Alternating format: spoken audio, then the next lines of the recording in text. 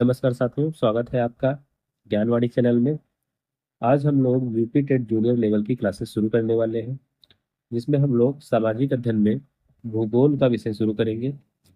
जैसा कि हमने कल आपको डिटेल में भूगोल का सिलेबस बताया था, तो भूगोल के सिलेबस में जो हमारा पहला टॉपिक है वह है सौर मंडल में पृथ्वी, ग्लोब, पृथ्वी पर स्थानों का निर्धारण तथा पृथ्वी की गतियां। हम लोग क्या देखेंगे? पहला टॉपिक हमारा क्या है भूगोल में? सौरमंडल में पृथ्वी, ग्लोब, पृथ्वी पर स्थानों का निर्धारण और पृथ्वी की गति। तो चलिए शुरू करते हैं। उससे पहले चैनल को सब्सक्राइब, लाइक और शेयर कर दीजिए। तो पहला हमारा जो टॉपिक होगा वो होगा सौरमंडल में पृथ्वी। हमें क्या पढ़ना है यहाँ पे? देखें, सौरमंडल में पृथ्वी में सौरमंडल देखना है, सौरमंडल में ग्रह, उपग्रह और पृथ्वी के बारे में देखना है।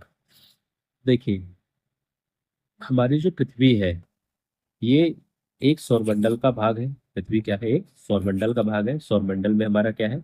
एक सूर्य है और उसके चारों ओर 8 ग्रह जो है वो दीर्घ वृत्ताकार कक्षा में चक्कर लगा रहे हैं। पहले 9 ग्रह थे, अब कितने ग्रह हो गए? 8 ग्रह। प्लूटो को जो है वो ग्रह की श्रेणी से हटा दिया गया है। तो पृथ्वी किसका भाग है? सौरमंडल का भाग है। ब्रह्मांड में अगर हम देखें, ब्रह्मांड ये हमारा क्या है? पूरा ब्रह्मांड है। ब्रह्मांड में बहुत सारे आकाशगंगा पाए जाते हैं। ये जो आपको दिख रहा है, ये जो वाला पार्ट, इसे हम कहते हैं आकाशगंगा। ऐसे ही बहुत सारे आकाशगंगाओं में एक आकाशगंगा है जिसका नाम है मंदाकिनी।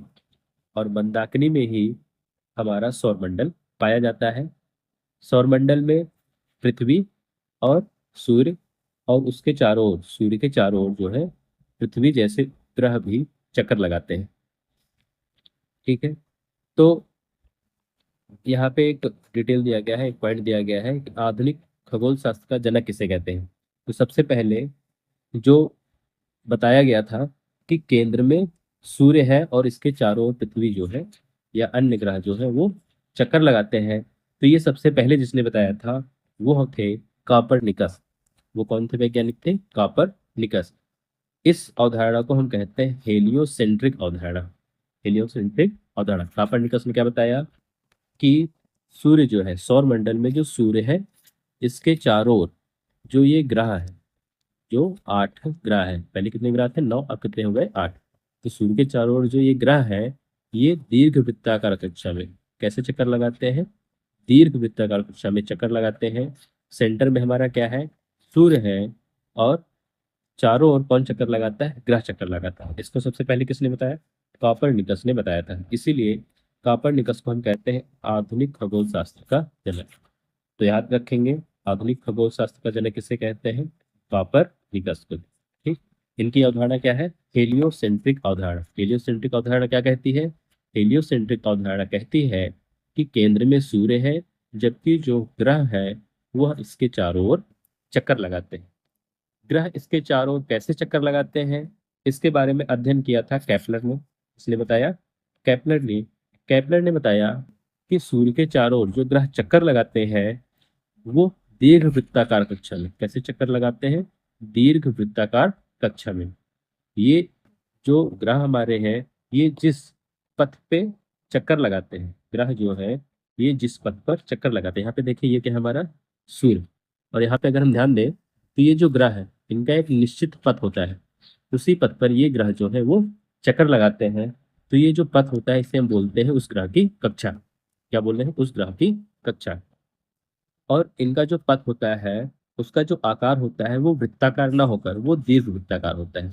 इसे हम क्या बोलते हैं? इसे हम बोलते हैं वृत्त। इसे क्या बोलते हैं? वृत्त। जबकि इसे हम क्या बोलते हैं? इसे बोलते हैं दीर्घ वृत्त। तो जो ग्रहों का चक्कर होता है, ग्रहों का जो पथ होता है सूर्य के चारों ओर, वो दीर्घ वृत्ताकार कक्षा होता है, ना कि वृत्ताकार कक्षा होता है। तो इन्हीं नियम को क्या कहते हैं? ग्रही गतियों का नियम। इस नियम को हम, केपलर ने क्या नाम दिया? ग्रही गतियों गतियों का नियम। अर्थात केपलर के अनुसार ग्रह जो है वो सूर्य के चारों ओर कैसे चक्कर लगाते हैं? दीर्घ वृत्ताकार कक्षा में चक्कर लगाते हैं। ठीक। ब्रह्मांड की उत्पत्ति किसने दी? ब्रह्मांड की उत्पत्ति के जो प्रतिपादक थे वो थे जॉर्ज लेमेत्रे। ये पॉइंट याद रखेंगे। ब्रह्मांड की उत्पत्ति के प्रतिपादक कौन थे? George Lemaître. उन्होंने कौन सा सिद्धांत दिया? उन्होंने सिद्धांत दिया बिग बैंग का सिद्धांत। उन्होंने क्या सिद्धांत दिया? बिग बैंग का सिद्धांत, जिसे हम कहते हैं विस्तारित ब्रह्मांड परिकल्पना। क्या कहते हैं? विस्तारित ब्रह्मांड परिकल्पना। इस सिद्धांत के अनुसार उन्होंने क्या बताया? उन्होंने बताया कि बहुत वर्ष पहले जो पूरा ब्रह्मांड था, पूरा ब्रह्मांड वो बहुत ही छोटे स्थान पर उच्च घनत्व, उच्च घनत्व और उच्च तापमान के साथ संकेंद्रित था। और किसी कारणवश इसमें अचानक विस्फोट हुआ, जिसके कारण से जो आज हमारा ब्रह्मांड दिखाई देता है, इसमें बहुत सारे तारे, बहुत सारे ग्रह, उपग्रह आदि हैं, इसी के कारण से जो है ब्रह्मांड की उत्पत्ति हुई है। इसी सिद्धांत को हम बोलते हैं बिग बैंग का सिद्धांत, अर्थात विस्तारित ब्रह्मांड परिकल्पना। और इसके प्रतिपादक कौन थे? George Lemaître. ठीक। अगर हम सौर मंडल की संरचना की बात करें, तो जैसा कि यहाँ पिक्चर में अगर देखें हम लोग, तो यहाँ पे क्या दिख रहा है? एक बीच में सेंटर में क्या है? सूर्य है, और उसके चारों ओर जो ग्रह है वो दीर्घ वृत्ताकार कक्षा में चक्कर लगा रहे हैं। दीर्घ वृत्ताकार कक्षा में क्या कर रहे हैं? चक्कर लगा रहे हैं। तो ग्रहों की संख्या हमने कितनी बताई? ग्रहों की संख्या हमने बताई 8। 1 2 3 4 5 6 7 8। ठीक। तो सौरमंडल की जो संरचना है उसमें हमने बताया कि ग्रहों की गति कैसी होती है? दीर्घ वृत्ताकार, इसी को हम बोलते हैं परवलयाकार। तो अगर हम यहाँ पे देखें कि अगर सारे ग्रह जो हैं सूर्य के चारों ओर दीर्घ वृत्ताकार कक्षा में चक्कर लगाते हैं, तो पृथ्वी भी जो है वो सूर्य के चारों ओर किस प्रकार चक्कर लगाएंगे? उसका पाथ क्या होगा? दीर्घ वृत्ताकार। इस दीर्घ वृत्ताकार के कारण जो सूर्य है और जो पृथ्वी है, कभी कभी सूर्य जो है वो पृथ्वी जो है वो सूर्य के नजदीक होती है, और कभी कभी वो सूर्य से दूर होती है। यहाँ पे अगर हम देखें, समझने का प्रयास करें, तो ये हमारा क्या है? सूर्य है। ठीक, एक मिनट। ये हमारा क्या है? सूर्य है। और यहाँ पे देखें तो ये इसका पथ दिया हुआ है। ये क्या है? इसका पथ है, अर्थात पृथ्वी जिस पथ पे चक्कर लगाती है, दीर्घ वृत्ताकार पथ। यहाँ पे देखें तो जब 4 जुलाई, 4 जुलाई का समय आता है, तो पृथ्वी जो है वो सूर्य से सबसे दूर होती है। पृथ्वी जो है सबसे अधिक दूरी पर होती है 4 जुलाई। कब? 4 जुलाई को। ये पूछा जाता है, इसको याद रखेंगे कि 4 जुलाई को पृथ्वी सूर्य से सबसे अधिक दूर होती है। और इस स्थिति को हम कहते हैं अपसौर। क्या बोलते हैं? अपसौर की। क्या बोलेंगे? अपसौर की स्थिति। ठीक है। और 3 जनवरी को जो पृथ्वी है वो सूर्य के सबसे नजदीक होती है, और इस स्थिति को हम बोलते हैं उपसौर। क्या बोलते हैं? उपसौर। अर्थात जब सूर्य पृथ्वी के सबसे नजदीक होता है, सूर्य पृथ्वी के सबसे नजदीक होता है, तो उसे हम बोलते हैं अप उपसौर। सर, क्या बोलते हैं? उपसौर। अर्थात जब पृथ्वी सूर्य के सबसे नजदीक होती है, कब होती है? 3 जनवरी को। इस स्थिति को हम बोलते हैं उपसौर। और जब पृथ्वी सूर्य से सबसे दूर होती है, तो ये स्थिति होती है 4 जुलाई को, और इसे हम क्या नाम देते हैं? अपसौर। तो चूंकि ग्रहों की जो गति कैसी है, अर्थात पृथ्वी की गति कैसी है? परवलयाकार। तो कभी सूर्य से यह दूर होती है और कभी यह सूर्य के पास होती है। जब सूर्य के पास होती है जिसे हम बोलते हैं उपसौर, 3 जनवरी की स्थिति, और जब सूर्य से दूर होती है उसे बोलते हैं अपसौर, 4 जुलाई। ठीक। हमने बताया था सूर्य क्या है? सूर्य केंद्र में है, ग्रह उसके चारों ओर चक्कर लगाते हैं। ग्रहों की संख्या कितनी है? 8। सूर्य जो है वो ऊर्जा और प्रकाश का मुख्य स्रोत है। जितने भी ग्रह हैं उसमें सूर्य हमारा क्या है? ऊर्जा और प्रकाश का मुख्य स्रोत है। ठीक है। अब देखिए, ग्रह और तारे। ग्रह और तारे क्या है? ग्रह ग्रह में जो है वो स्वयं का प्रकाश नहीं होता, जैसे पृथ्वी और इसी के साथ अन्य जो ग्रह है, ग्रह में क्या होता है? स्वयं का प्रकाश नहीं होता। जबकि तारों में जो है स्वयं का प्रकाश पाया जाता है। सूर्य में भी स्वयं का प्रकाश पाया जाता है, इसलिए सूर्य को भी हम क्या बोलते हैं? एक तारा बोलते हैं। सूर्य क्या है? एक तारा है जिसमें स्वयं का प्रकाश पाया जाता है। तो ग्रह में स्वयं का प्रकाश नहीं होता, जबकि तारों में स्वयं का प्रकाश पाया जाता है। ठीक। अब देखिए, जब पृथ्वी जो है सूर्य के चारों ओर चक्कर लगाती है, पृथ्वी जो है सूर्य के और चारों ओर चक्कर लगाती है, तो इसके जो चक्कर होता है, या इसका जो चक्कर होता है, उसे हम बोलते हैं परिक्रमण। क्या बोलते हैं उसे? परिक्रमण। अर्थात सूर्य के चारों ओर पृथ्वी का घूमना, सूर्य के चारों ओर चक्कर लगाना, इसका पृथ्वी का सूर्य के चारों ओर पृथ्वी का चक्कर लगाना, ये क्या कहलाता है? परिक्रमण कहलाता है। ठीक है।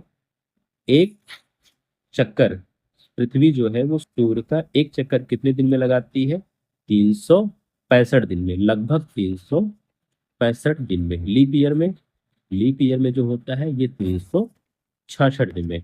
अर्थात पृथ्वी सूर्य का एक चक्कर कितने दिन में लगाती है? 365 दिन में। और इस चक्कर लगाने की जो घटना है इसे हम क्या बोलते हैं? परिक्रमण। पृथ्वी सूर्य के चारों ओर चक्कर लगाने के साथ अपने अक्ष पर भी ये घूमती है। लट्टू के जैसे पृथ्वी जो है वो अपने अक्ष पर भी घूमती है। पृथ्वी का अपने अक्ष पर घूमना घूर्णन या तो परिभ्रमण कहलाता है। पृथ्वी का अपने अक्ष पर घूमना, मान लीजिए ये आपकी पृथ्वी है, सॉरी, मान लीजिए ये आपकी क्या है? पृथ्वी है। तो पृथ्वी का अपने अक्ष पर चारों ओर घूमना या घूर्णन करना, ये क्या कहलाता है? परिभ्रमण कहलाता है। तो पृथ्वी की गति कितने प्रकार की है? दो प्रकार की। एक तो पृथ्वी जो है सूर्य के चारों ओर चक्कर लगाती है, उसे हम क्या कहते हैं? परिक्रमण कहते हैं। कितने दिन में चक्कर लगाती है? 365 दिन में। और एक बार एक पृथ्वी जो है वो अपने धुरी पर ही घूमती है, जैसे लट्टू घूमता है, तो इसे हम क्या बोलते हैं? परिभ्रमण अर्थात घूर्णन। और एक घूर्णन करने में पृथ्वी को कितना समय लगता है? 24 घंटे अर्थात एक दिन का समय लगता है। ठीक। परिभ्रमण के कारण परिभ्रमण के कारण पृथ्वी पर परिभ्रमण के कारण पृथ्वी पर मौसम में परिवर्तन होता है। मौसम में परिवर्तन होता है परिभ्रमण के कारण। अर्थात पृथ्वी जो सूर्य के चारों ओर चक्कर लगाती है, इसी के कारण जो होता है वो पृथ्वी पे मौसम का परिवर्तन होता है। इसलिए हमें यहाँ पे 6 प्रकार की ऋतुएं देखने को मिलती हैं। कितनी प्रकार की ऋतुएं? 6 प्रकार की ऋतुएं देखने को मिलती हैं। और पृथ्वी जो अपने अक्ष पर घूर्णन करती है अर्थात परिभ्रमण करती है, इसके कारण हमें दिन और रात देखने को मिलता है। तो दिन और रात, पृथ्वी पर जो दिन और रात होता है उसका कारण क्या है? उसका कारण है पृथ्वी का घूर्णन अर्थात पृथ्वी का अपने अक्ष पर घूमना, जिसे हम बोलते हैं परिभ्रमण। और पृथ्वी पर जो मौसम में परिवर्तन होता है उसका कारण क्या है? उसका कारण है परिक्रमण अर्थात पृथ्वी का सूर्य के चारों ओर चक्कर लगाना। ठीक है यहाँ तक। अब देखें, हमने बताया कि सूर्य के चारों ओर जो है 8 ग्रह जो है वो परिवलयाकार या दीर्घ वृत्ताकार चक्कर लगाते हैं।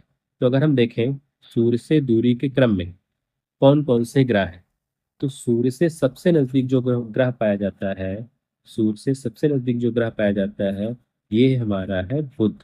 सूर्य से सबसे नजदीक कौन सा ग्रह है? बुध। उसके बाद कौन सा ग्रह है? शुक्र। उसके बाद कौन सा ग्रह है? पृथ्वी।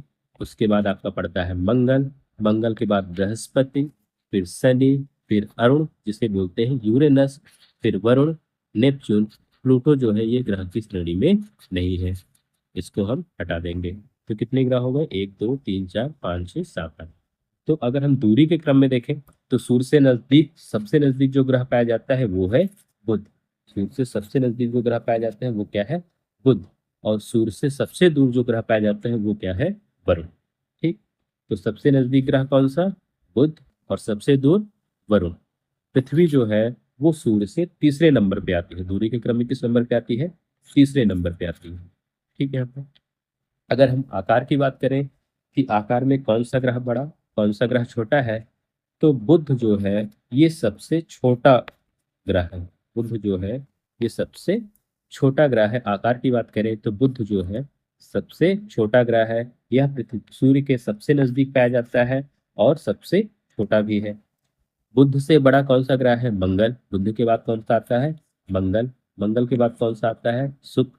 शुक्र के बाद कौन सा आता है? पृथ्वी। अर्थात बुध से बड़ा मंगल, मंगल से बड़ा शुक्र, शुक्र से बड़ा पृथ्वी, पृथ्वी से बड़ा अगर बात करें तो इसी क्रम में उल्टे आ जाएंगे। पृथ्वी से बड़ा वरुण, वरुण से बड़ा अरुण, फिर उसके बाद शनि, फिर बृहस्पति। अर्थात सबसे बड़ा उपग्रह क्या है?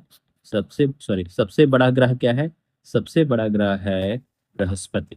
सबसे बड़ा ग्रह कौन सा है? बृहस्पति। तो हमने बताया आकार के क्रम में अगर देखें तो सबसे छोटा बुध, दूरी के क्रम में भी सबसे नजदीक बुध, लेकिन आकार में सबसे बड़ा बृहस्पति और दूरी में सबसे दूर वरुण। ठीक, तो ध्यान रखेंगे। इसके बाद यहाँ पे हमारे पास कुछ इकाई है, कुछ मानक है। एक प्रकाश वर्ष, एक प्रकाश वर्ष कैसे कहते हैं? एक प्रकाश वर्ष जो है ये किसका मानक है या किसका मात्रक है? ये दूरी का मात्रक है, अर्थात दूरी की इकाई है। पृथ्वी से सूर्य की दूरी को जो हम मापते हैं वो किसमें मापते हैं? प्रकाश वर्ष में। एक प्रकाश वर्ष बराबर होता है 9.461 गुणे 10 की घात 12। 9.461 गुणे 10 की घात 12, या इसी को हम लगभग अगर लिखें तो 9.5 गुणे 10 की घात 12 किलोमीटर। एक प्रकाश वर्ष बराबर कितना होता है? 9.5 गुणे 10 की घात 12 किलोमीटर। यहाँ पे ध्यान देंगे ये लिखा हुआ है प्रकाश वर्ष, लेकिन ये समय का मानक ना होकर किसका मात्रक है? दूरी का। ये किसका मात्रक है? दूरी का। किसका मात्रक है? दूरी का मात्रक है। ठीक है।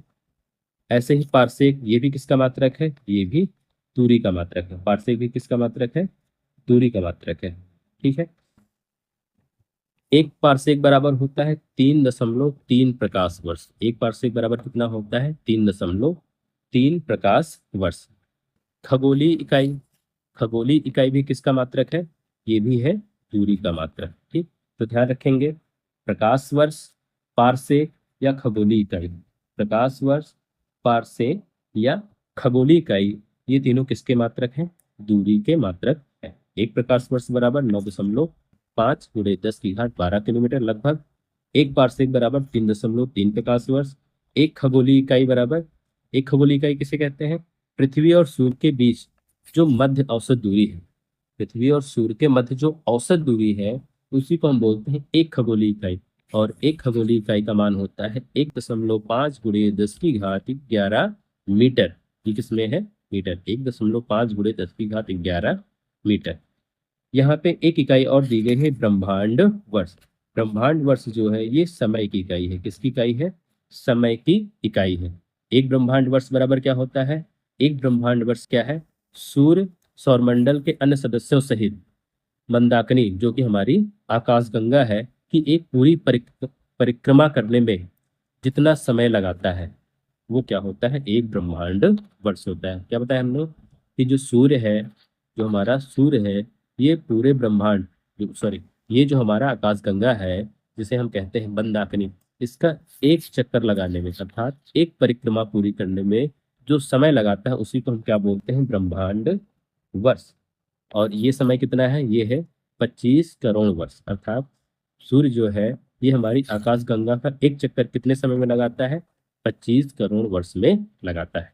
इसी को हम क्या बोलते हैं? ब्रह्मांड वर्ष।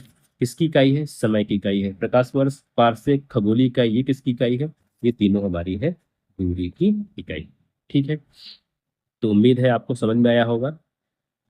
ये हमारा सौरमंडल में पृथ्वी, जिसमें हमने पढ़ा कि पृथ्वी, सौरमंडल, आकाशगंगा, ब्रह्मांड क्या है, कॉपरनिकस का जो हेलियोसेंट्रिक अवधारणा है वो क्या है, केपलर का ग्रही गतियों के नियम क्या है, ब्रह्मांड की उत्पत्ति कैसे हुई, सौरमंडल की संरचना कैसे है, परिक्रमण, परिभ्रमण, उपसौर, अपसौर, और जो ग्रहों की दूरी का क्रम और ग्रहों के आकार का क्रम। तो इतना हमने देखा। अगले वीडियो में हम लोग देखेंगे कि सूर्य और ग्रहों की विशेषताएं क्या क्या है। लेकिन उससे पहले हम लोग देख लेते हैं कि सौर मंडल से हमारे यूपी टेट की परीक्षा में किस प्रकार के प्रश्न पूछे जाते हैं। ठीक, तो ये पिछले साल का कुछ प्रश्न है। यूपी टेट 2011 में पूछा गया है कि सूर्य के चारों ओर किसी ग्रह का मार्ग, किसी ग्रह का मार्ग, सूर्य के चारों ओर जो कोई ग्रह चक्कर लगाता है उसका ये जो मार्ग है ये क्या है? परिक्रमण है, परिभ्रमण है, कक्षा है या चक्रण है? ठीक, तो क्या है? सूर्य के चारों जो किसी ग्रह का मार्ग है, ये जो मार्ग है इसको हम क्या कहते हैं? इसे हम बोलते हैं कक्षा। ये जो पथ के बारे में पूछ रहा है, ना कि वो क्या कहलाता है, मार्ग क्या कहलाता है, इस मार्ग को हम बोलते हैं कक्षा। और किस प्रकार चक्कर लगाता है? तो जो चक्कर लगाता है उसे हम बोलते हैं परिक्रमण। जो चक्कर लगाता है उसे क्या बोलते हैं? परिक्रमण। और जो इसका पथ है, सूर्य के चारों ओर किसी ग्रह का जो मार्ग है, मार्ग का मतलब इसका जो पथ है, उस पथ को हम बोलते हैं कक्षा। क्या बोलते हैं? कक्षा। ठीक है, यहाँ तक। पृथ्वी एवं सूर्य के मध्य अधिकतम दूरी की स्थिति को किस नाम से जानते हैं? हमने बताया था कि सूर्य से पृथ्वी जब अधिकतम दूरी पर होती है तो इसे हम बोलते हैं अपसौर। कब होता है? 4 जुलाई। और सूर्य से पृथ्वी जब सबसे पास होती है जिसे हम बोलते हैं उपसौर, और ये कब होता है? 3 जनवरी। तो अधिकतम दूरी पृथ्वी और सूर्य के मध्य क्या कहलाता है? अपसौर कहलाता है। कब होता है? 4 जुलाई को। किसी निम्नलिखित ग्रहों में से वह कौन सा है जिसका कोई भी उपग्रह नहीं है? हम जब ग्रहों की विशेषताएं पढ़ेंगे तो वहां पे देखेंगे कि किस ग्रह के कितने उपग्रह है। ठीक, तो कोई भी उपग्रह नहीं है। किसका नहीं है? बुध का। बुध और शुक्र के कोई भी उपग्रह नहीं है। याद रखेंगे, बुध और शुक्र के कोई भी उपग्रह नहीं है। कब पूछा गया है? 2016 में। अगर हम 2016 में ये प्रश्न पढ़ लेते हैं तो 2018 में सेम यही प्रश्न पूछा गया है कि वे 2 ग्रह जिनके उपग्रह नहीं है कौन से हैं? बुध और शुक्र। कौन से हैं? बुध और शुक्र।